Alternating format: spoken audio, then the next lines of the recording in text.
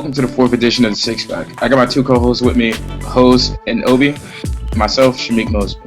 In NFL breaking news, wide receiver of the Green Bay Packers, Jordy Nelson, initially had reports of him tearing his ACL against the Pittsburgh Steelers.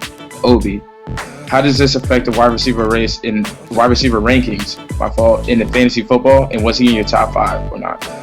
I think this dramatically affects the wide receiver rankings in general, but it does not affect my top 5. I had Jordy Nelson right outside of my top 5. My top 5 would be starting with Odell Beckham Jr. I think he's going to be explosive this year with Eli Manning.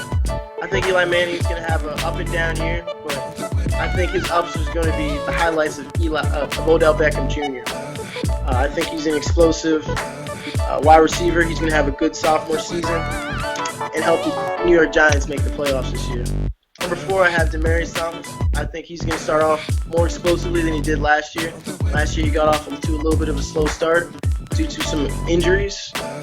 I think the Denver Broncos also make the playoffs, and he's going to thrive in that offense.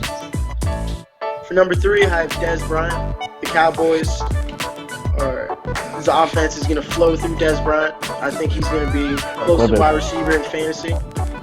For number 2, I have Antonio Brown. I think he's just a good all-around wide receiver. He's good in the short game. He's good in the long distance game. He's good in PPR leagues for the amount of receptions that he gets.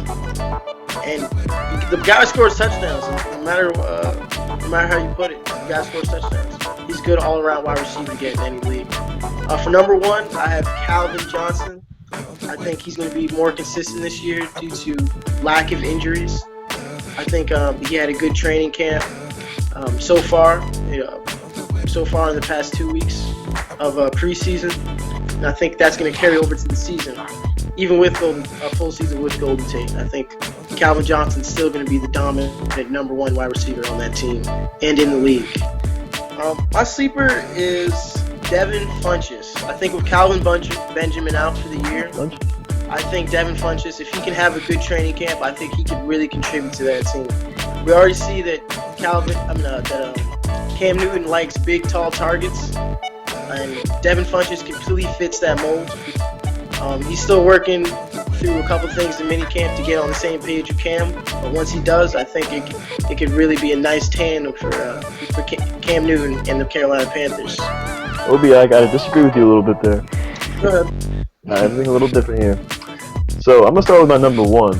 I have Antonio Brown of the Pittsburgh Steelers at number 1. I think we really saw last year what he's really capable of, and I expect more of the same from him this year, maybe even more than that. I think he's scary good, and I think this team is getting a lot better. I expect a lot out of Antonio Brown. My number 2 is Brian. Without DeMarco Murray on that team, he is the guy that Tony Romo is going to look to. They're going to throw it a lot. He's going to catch it a lot because he is one of the best receivers I've ever seen at catching the ball with defenders around him. And I expect him to have a humongous year. He will be the man for the Giants. I expect Victor Cruz to kind of fall off a little bit. I think Odell will be catching the ball all over the field, putting up huge numbers. I think this will be a passing offense this year, especially with the running backs, so I still don't have faith in really. I know Eli Manning is inconsistent, and I can definitely see him struggling at times this year, but I still think Odell is going to put up huge numbers for the New York Giants. Number 4, I have Demaryius Thomas. I agree with you. He's kind of a safe pick there. Peyton Manning's going to get him the ball. He's going to get his touchdowns. He's going to get his touches. Whether he's in a PPR league or in a regular league, you know Demaryius Thomas will put up points. And then finally, to round up my top 5, I have Randall Cobb. With Jordy Nelson just going down, he is the man in Green Bay now. So I expect him to get a ton of yards, a ton of touchdowns. I expect him to be top 5 in every type of league. Yeah, you're right about that. He is going to be. He's the guy now. He's going to be on fire this year. Yeah. I think Aaron Rodgers and him will really get on the same page, kind of develop that scary relationship that Aaron and Jordy have. And then once that develops, watch out. He's going to be picking up touchdowns. As for my sleepers, I'm going to stay with the Packers for the first one. I think Devontae Adams, their number 3 receiver, now moves up to number 2. I think he will have a pretty big year filling in, I don't like that face right now, but filling in for Randall Cobb's role on the other side of the field. I expect him to be a great red zone target. I expect him to pick up the touchdowns, pick up the routes underneath. I see him getting around 8 or 9 touchdowns this year.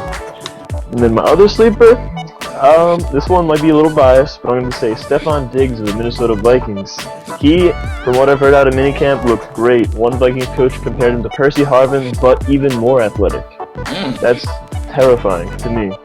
He's going into offense with Teddy Bridgewater, who looked really good last year. I think he's going to probably end up as their number 3 receiver, battling Jarius Wright, probably going to win that job later in the year. I expect him to be one of the breakout rookies of 2015. Thank you for watching the 4th episode of the Six Pack.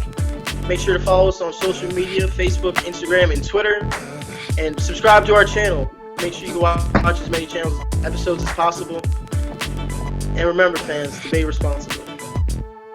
But after that, he just ran flat. Trent Richardson is the definition of a heartbreak.